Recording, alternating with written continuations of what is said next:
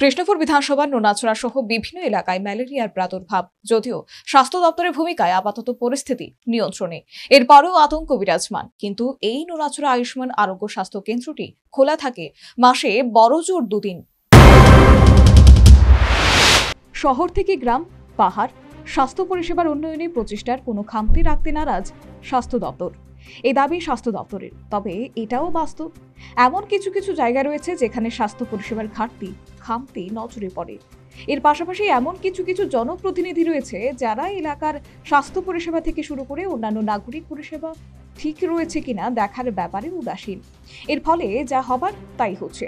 সরকারি কোষাগারে লক্ষ কোটি টাকা খরচ হচ্ছে স্বাস্থ্য পরিষেবা দেওয়ার জন্য। বিভিন্ন নামে বিভিন্ন আঙ্গিকে স্বাস্থ্য কেন্দ্র, আরোগ্য মন্দির নির্মাণ করা হচ্ছে।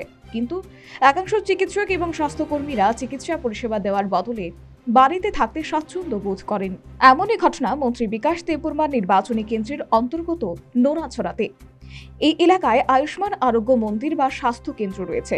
কাগজে কলমে স্বাস্থ্যকর্মী রয়েছে, কিন্তু এলাকাবাসীদের অভিযোগ গোটা মাসের মধ্যে মাত্র 2 দিন সেন্টার খোলা হয়। নোনাছড়া সাব সেন্টার এটা খোলা থাকেনি? খোলা সবসময় থাকে না, মাসে 2বার, 1বার। আর বাকি সময় বন্ধ থাকে।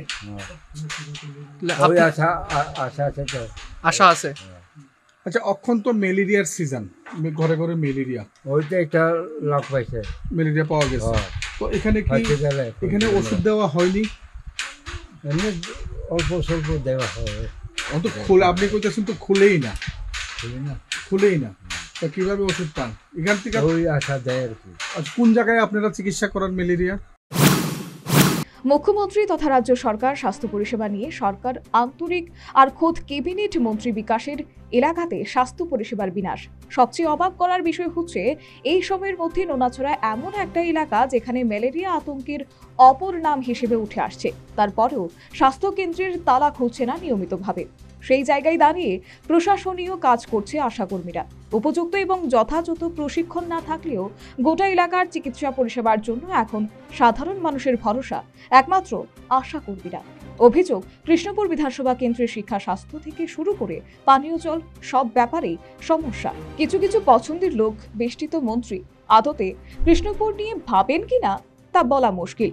তবে জনজাতি দপ্তরের মন্ত্রী হয়ে জনজাতি অধ্যুষিত কৃষ্ণপুরের সাধারণ মানুষের প্রয়োজন এবং চাহিদা পূরণে মন্ত্রী যে এক প্রকার ব্যর্থ তা বলাই বাহুল্য।